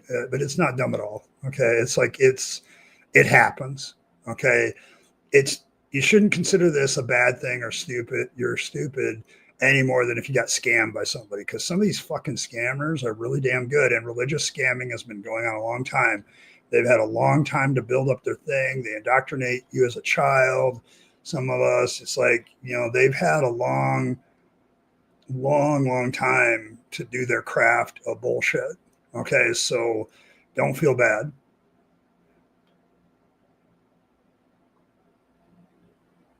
Or cult today, baby steps. Yes, cult plus time. Someday we'll be a major world religion. I can see it. Yeah, it's okay to be embarrassed. It's okay.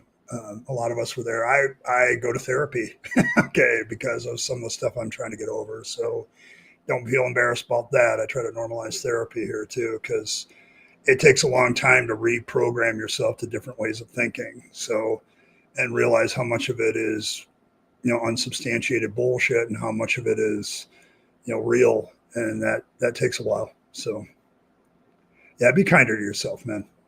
Just be kinder to yourself. Um, you're a human being and you're capable of fucking up. Okay. And it's okay. So, my grumpy kitty says hi. Okay. Yeah, certainly not dumb. Yes. Yeah, it's a scheme. Once you figure that out, then yeah, everybody's got it. At least you weren't Mormon. Speaking of which,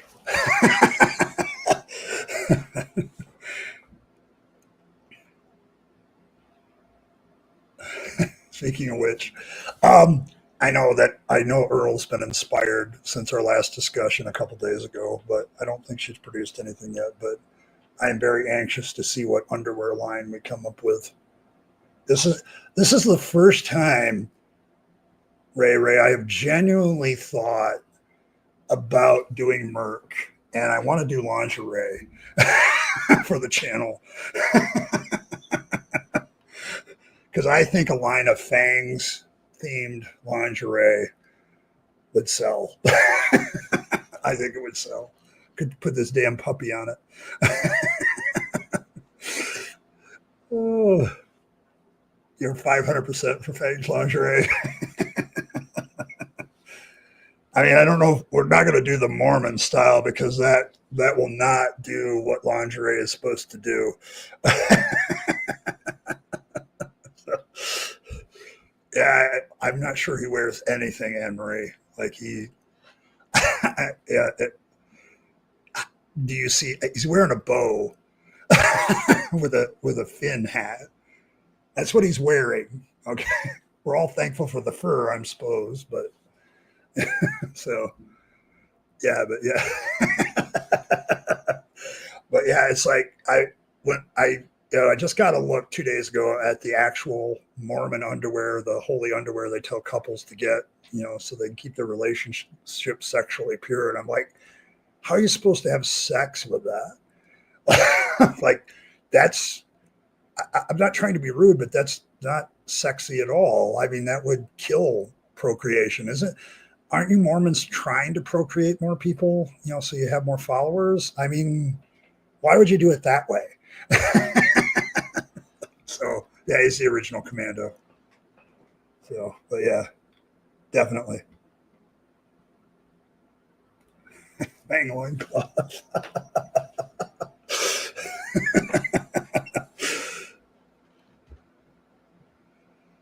Oh, there's that.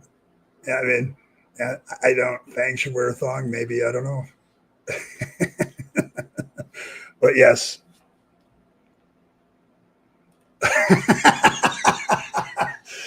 Donate or I'll show you more pictures of Norman. There has to be variants on that, Cranky Elder God. There has to be.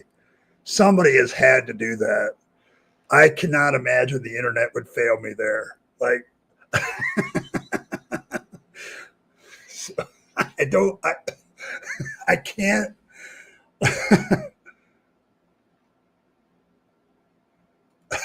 If I had a partner who wasn't down for religion on my lingerie, it would be time for a new partner. Oh, yeah.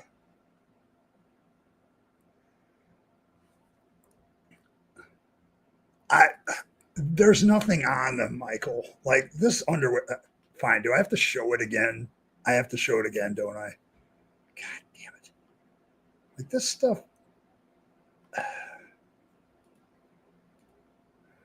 Like this. This is Mormon underwear. This is the holy underwear they're talking about that you're supposed to wear when you go to bed with your significant other. What the hell are you going to do in that? It's formally called extortion, yes. You know, yes. Oh, but yes. But what are you going to do with this? Like, how are the Mormons having kids? Is what I want to know. Like, is your spouse coming out in this underwear? Guess what I'm interested in tonight? Apparently not sex.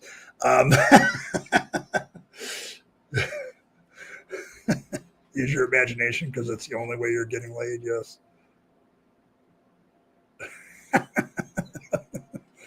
Yeah, I don't know, asshole. I look at this and I go, why? Why would you do this? And the fact that people believe that it makes it holy or something, how? How? It's a piece of cloth. It's a money making scheme. It's a con. Okay.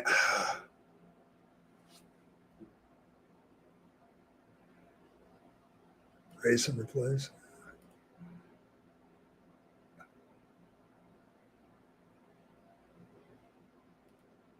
Well, he didn't have it though, asshole. They didn't have this underwear back when Joseph Smith was around. I am fairly certain Joseph Smith, being the horny young man that he was, created his religion for the supreme purpose that it allowed him to legally shag a bunch of different women at the same time. It's like it created this religion where he could have more than one wife. It's like, okay, okay, I can absolutely see it, but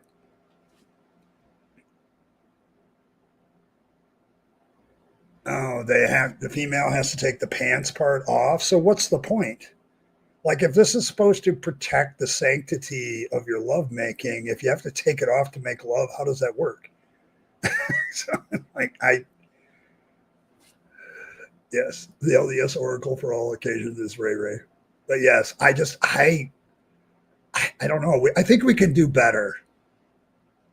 I'm going to put my fashion designer Earl on this, but I think we can do better. but it has to be something I can show on YouTube. So we'll have to figure out how to do that. I mean, you can show this on YouTube. Nobody's going to be offended by that. I'm not even sure anybody's going to have fun with that. So, yeah, well, it's a con too. So there we go. Oh.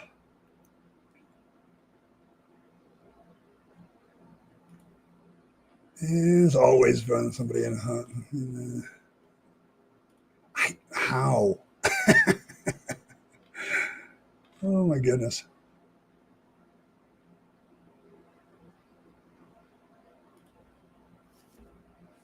Yeah, well, why did he come up with the concept? I'm sure it came up when Joseph Smith was still alive. So why did he come up with the concept? Is my question. And it's very simple. He was getting bored. He had a wife and he was getting bored and he wanted another one. And when you're living a misogynistic society, it's much easier to pull that shit off. And the 1800s were definitely that. So, excuse your German. I'm fairly certain a lot of them do. Like, if you want to stay holy, you've got to put the holes in it. This makes this holy underwear like more holy than it was before, if you get my turn of phrase.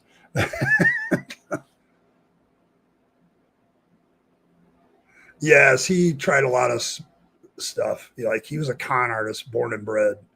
Like, he tried other things, and then he went and he realized that the greatest con that he could do is religion, and he was absolutely. So there's that.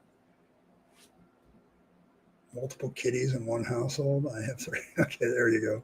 See, I don't have a problem with this if it's all consensual. But what Joseph Smith was doing was anything but. So, yeah. But yes, holy undies. Yes. Yeah, I think that's kind of the way it works. He brought in polygamy because, like, I think it honestly and genuinely just got bored with his first wife. Said, if I make this polygamy a thing, I can get a second, third, fourth, fifth. There are records of the Mormon church in the early days where I think one guy had 20 wives. Like, he had 20 of them. I'm like, holy shit, dude. It's like, but the whole idea was more babies, the quicker we get to the apocalypse, kind of thing. The more Mormons we have, the quicker we get there. So, yeah, he kept moving west for that very reason. He kept getting sued, and so he moved to another state where they couldn't extradite him. So, and then he went out west completely, but he eventually got quote unquote martyred for the faith. Somebody killed him, and then Brigham Young kind of made the religion into the religion it is today. Joseph Smith became the prophet. Brigham Young was the first pope of the place. So, there's a reason why it's Brigham Young University. So, just very screwy. Yeah. Joseph Smith had 30 to 40 wives. Seriously? Okay, so even more than that. See, this is holy crap. Talk about a religion that appeals to the male libido. There you go.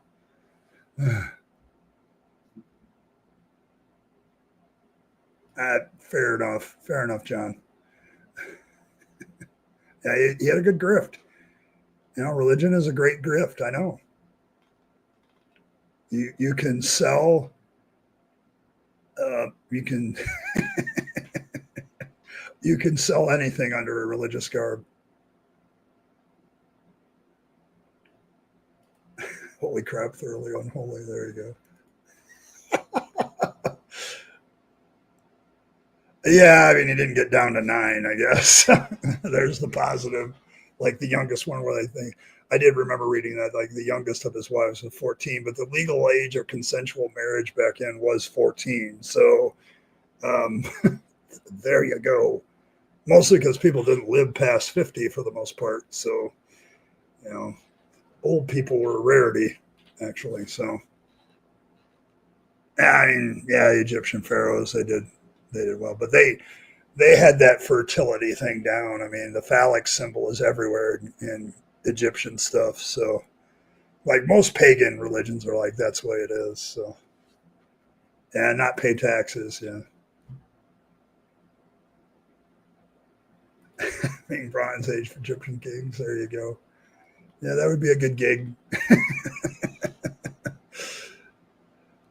Not you? Okay.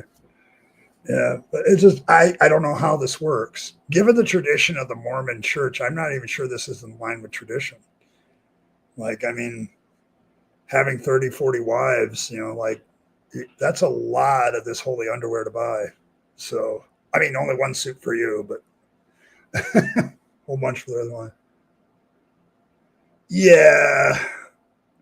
Yeah, it's kind of one of those. Yeah. See, do Mormons really try to apologize for that? Like, do they apologize for it, or do they think it's okay? That's my question. Yeah, child mortality is a big thing back then. So they they dropped the marriageable age down to 14 for a lot of people. So yeah, I mean it's got to be different. You're gonna have to buy a new pair for every single wife. That's a lot of money. You can keep your one wife and you're much happier alone. I'm being that way. I'm happy alone tilting until a woman can come along and show me how I can be happier with her. Until then, so right now I'm pretty happy by myself. So they never apologize for anything. Okay, fair enough. A little bit. Oh, it's like the Catholic Church apologizing a little bit for messing with choir boys. Um,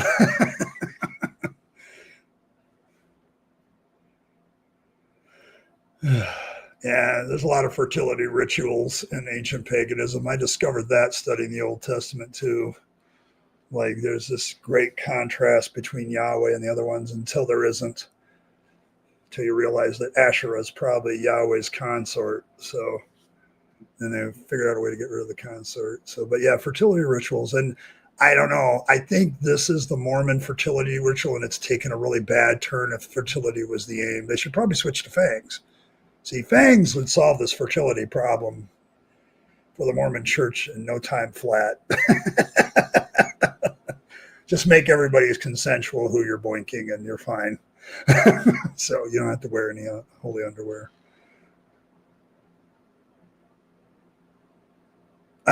True, fair. No religion ever gets the hang of apologizing for anything. So yes, we don't. I mean, I'm still waiting for a genuine actions of apologizing for the Catholic Church. The Catholic Church needs to hand over a few bishops and a few other priests and keep them out of immunity, kick them out of immunity status before I'll think their apology is genuine.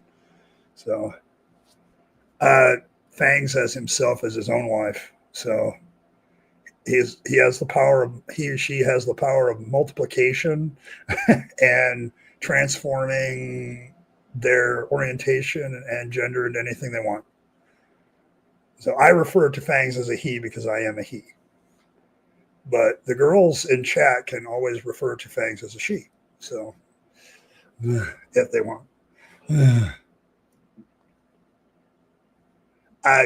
Yes, and maybe more. He's a rabbit. What is there are two known things about rabbits. Two. One, they're incredibly fast. I know, I used to hunt them. And two, you never have to worry about running out of rabbits.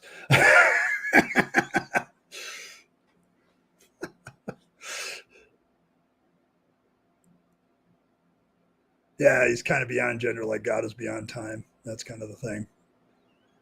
But like the whole point of you referring to Fangs in the gender, sexual orientation of your choice, like what you are, is that way he can nibble on your heart closer. So it's actually like if you're a lady who is interested in girls, you're a lesbian, referring to Fangs in those terms actually allows Fangs to nibble on your heart even better. Okay, so very, very friendly and LGBTQ friendly Fangs is. So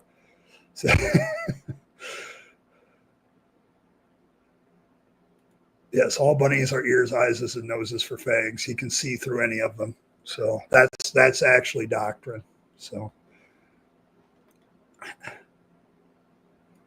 oh, they have sort of yeah. It's all. See, the thing is, Ray, it's always sort of apologized. The thing about like polygamy, for instance, even if I wasn't a Mormon, you can apologize for polygamy as any church you want, but it's in the Bible. Like the man after God's own heart himself, King David. Let's see. Didn't he have, like, if I'm remembering right, he has 8 wives, 10 concubines. His 10 concubines, which were around purely for joy toys, got defiled by his son, and then he had to put them away quietly and take care of them the rest of his life, but he never went back to them. So it's like, and then his son, Solomon, 700 wives, 300 concubines. Jeez. Yeah. So, yes, the nibbles are written on the heart. Yes. May fangs nibble on your heart even closer. Because he will keep your heart pure of religious corruption. He is, after all, an atheist deity who doesn't believe in himself. So, so there you go.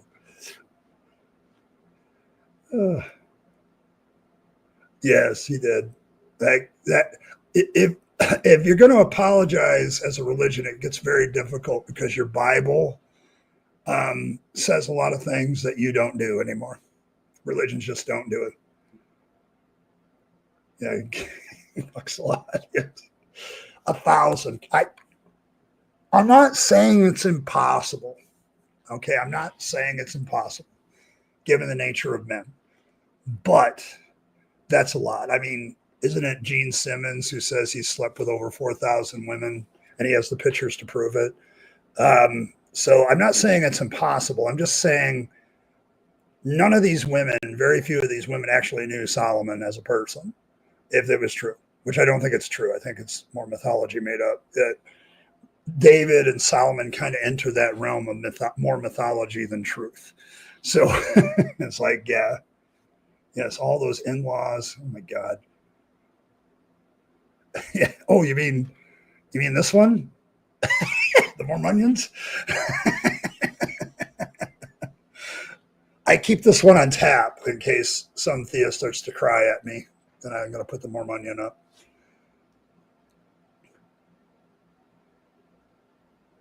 Yeah, he does berate him.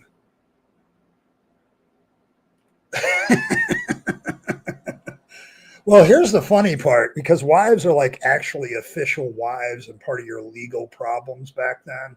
Concubines are wives, but their purpose is not procreation. Their purpose is fun.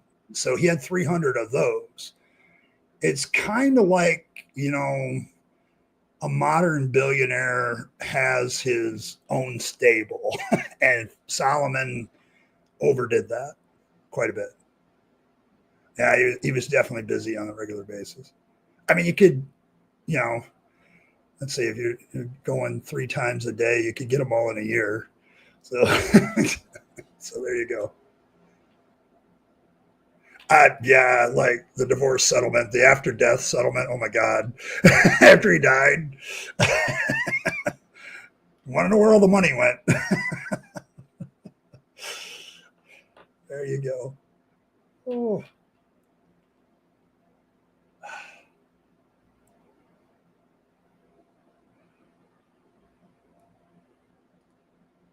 Moses had the biggest severed hand collection. They're over billionaires, so and my in-laws can get it.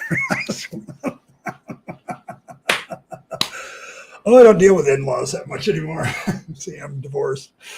Every once in a while, I run into one of them. I actually liked my some of my nieces and nephews through marriage. So every once in a while, I run into them and have a good conversation. So they don't take it personally that I divorced their aunt. So it's kind of every once in a while I run into one of them. So, but yeah, other than that, I mean, you're dealing maybe once a year. And you also, as a wife at that, you would know that some other wife or concubine, if not 2, is also getting that kind of attention that day. So, so there's like, he had more than a stable. He had a herd. Yeah, definitely. But that's, it's a very interesting thing with the Hebrew religion because they don't want a female deity, or at least except when it's convenient to have one.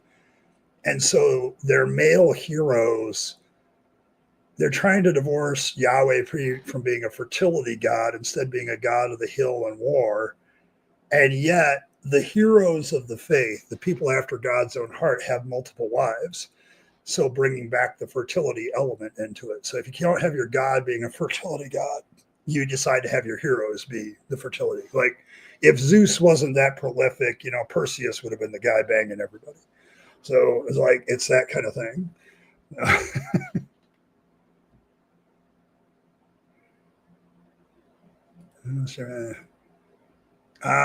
Yes. Yes, that would do it. Yeah, that would do it. Yeah, I know so many people who have just kind of divorced family members over that, and this just pisses me off. So it's like you're still your family. God damn it. I mean, some of my family I wouldn't give you the time of day for, but and I get that, but the ones that are decent. Really? Well, there you go. That's one way to get a good mother-in-law. There are good mother-in-laws out there. They'll bring you a beer. You're having trouble with the wife and they understand, so they take you out for a drink. Yeah, I dealt with her for 18 years too, pal. So, oh, yeah, you have some friends here. You do. And you can have a good time here. You can tell jokes here. Yeah. Forced family time. I hear you. I hear you. I dread it. I'm trying to keep my mother alive because I actually dread the moment that she dies, because then I'm going to have to see a whole hell of a lot of people that I haven't seen in a long time, including former church members. So I'm like, can I keep her long enough to have all them be gone in some way, shape, or form? So, but yeah, it's just, you know, it's interesting stuff. Okay, it is. It's interesting stuff, family. So yeah, we cope. Yeah, I mean, Fangs is a good way to cope too. Like Fangs is ridiculous, and he's ridiculous on purpose. So to illustrate the religion. Well, if you have a question about what goes on inside a church, I guess I'm the guy to ask. I was in church for 40 years and I was a pastor for 20, so I know both the sitting in the pew and the standing behind the pulpit sides. So he's not ridiculous. I'm sorry I said that. That was blasphemy. But then again, Fangs doesn't give a shit if you blaspheme him. I mean, oh, for Fang's sake, Fangs at all. I mean, I've told people they can take Fangs' word name and substitute it for the F word, because Fangs is the living embodiment of the F word. So there you go. Because if they ever learned what the Bible said, they would probably have to give up their faith. Christians believe in an edited view of the Bible that's edited by the church for them. Even Protestants who claim that the Bible is their full authority, they center on certain passages. If you were to record what a pastor preaches on in a given year, you would know what passages that church knows the best. And there's a lot of stuff he doesn't teach on. He will never touch. Like, I don't know too many pastors that have preached through Leviticus, for instance, because it's one of the most boring books in the Bible, or Numbers for that matter, another boring book. But you need to understand that they don't know the Bible because they're counting on the pastor to know it for them. And the pastor is giving them an edited version of the Bible. And he's certainly not going into the things he learned in Bible college or seminary. I know I did that for 20 years. Like, there were certain things I never touched that I learned in Bible college and seminary. So they don't know what the Bible says. They're encouraged to have devotions with it, but the books of the Bible they're usually encouraged to have devotions with are like the Gospel of John or Proverbs, Psalms, wisdom stuff, and they keep away from the hard stuff. Like, did Moses actually exist? The answer is no. Okay, he's a mythological character, but you would not. And if you read the Bible, you would kind of pick that up. And if you're critical of it, and better than most here, all the myths that that's based on. Okay, and so that's kind of, they don't know the Bible, because if they know the Bible, they would probably give it up. Okay, they would give it up. And it's in the vested interest of the church to keep them in ignorance. So, yeah, so it gives the flying fangs. Yeah, you get to that point in deconversion, Ray, where you don't go to certain family gatherings if you know they're like, I didn't go to the 4th of July parade today because I knew certain family members would be there and I did not want to deal with that. So I didn't go out today. Okay. Yes, they believe in what a church they. Yes, yeah, that's probably the better way to put it. Yeah, all you would have to do is do that, but they never do that, and they wouldn't be encouraged to do that either. If you learn about Mesopotamian traditions and stuff, suddenly the Bible makes a whole hell of a lot more sense. That it's like basically a plagiarized, edited work. Okay, I want you to figure that out. So, yeah, he does give a shit, yes, because he is a rabbit. They talk about what their religion says and give churches their due. They're very good at building communities of loving people that love each other. Most churches, if you go into it, they're not like abusive, fear oriented. They're love bombing oriented cults. Okay, if you look at each individual church as a cult, you will see some doing the fear mongering tactics, like there's a hell, you need to avoid it. But you see a lot of others that just love bomb all the time. And a lot of people have their good friends there and everything else. So it doesn't have too much to do with the Bible. Um, I've made that criticism of church even when I was a pastor. Like, none of it really has a lot to do with the Bible. So,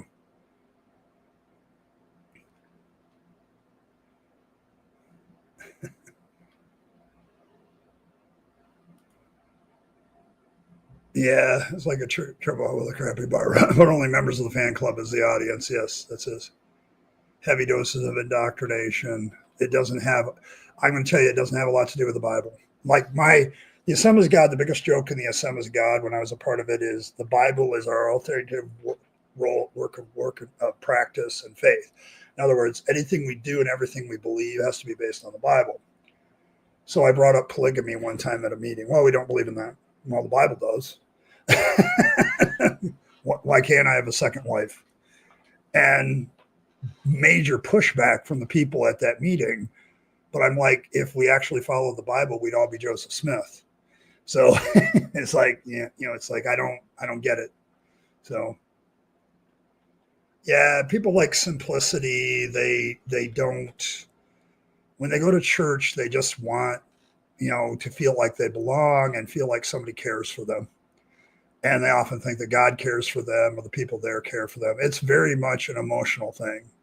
Religion has very little to do with study of the Bible, and it's study of the Bible and scholarship that will lead you away from religion. You'll realize religion for what it is. It's kind of social glue. It's a bad social glue, but it works sometimes. So yeah, there's a lot of fake love bombing too. So, um, but yeah, yeah.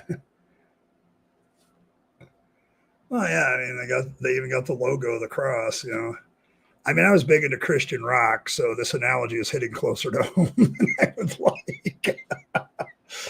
Oh man, I used to have all those bands from Bride to all the rest of them. So,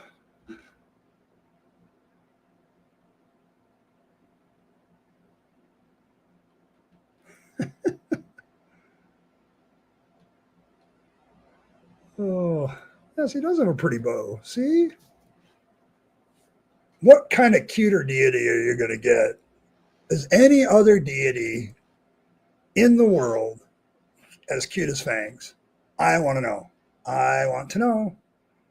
Is there a cuter deity than Fangs? I just want to know. I saw a lot of that. A lot of my last church was that, where people were there for political and social and business connections. They knew each other in business or politics, so they attended my church. So there was that. So church tends to be like more of a social institution than a truth institution. So people believe stuff and they believe it's true, but they very rarely challenge it. So yeah, it doesn't fit. Like if you line up your doctrinal statement of your church and try to follow the Bible with it, sooner or later you run into a problem. Every doctrinal statement I've ever read is an edited version of the Bible. Like there's certain things they're keeping out, and there's certain interpretive methods they're using. So yeah, he's a good bunny.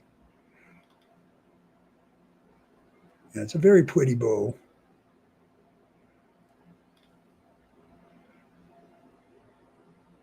Yeah, not really. Most of them weren't into writing shit down. Heretics. We have another heresy. See, the problem with Fangsology and the Church of Fangs is we absolutely tolerate all heresies. So, oh, oh my goodness. Ooh. What a great evening. Oh, yes. You got to say it right, too. It's heretics. Heretics for short. So you have to put the hair in there, and the tortoise in the hair. We try to do that a lot with almost all of our language. But the one thing I will absolutely give you permission to do is use fangs as the F word. You won't get in as much trouble as if when you use the F word too. You can say fangs you, and nobody's going to yell at you for using the F word, even though you are. So.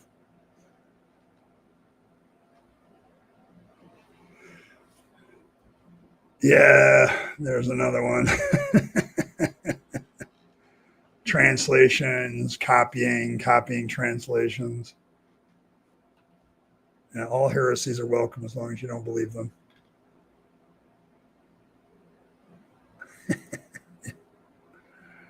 Yeah, see, that's the problem with ancient literature, is because there's a fairly good chance that if you're looking at an ancient document, it's copied from something else. Um, and so it's hard to say who's the original and who's saying what and who. Holy fangs and shite. Okay, there we go. Yeah, the only heresy is non-consensual stuff. You have to be consensual. That's the way it is.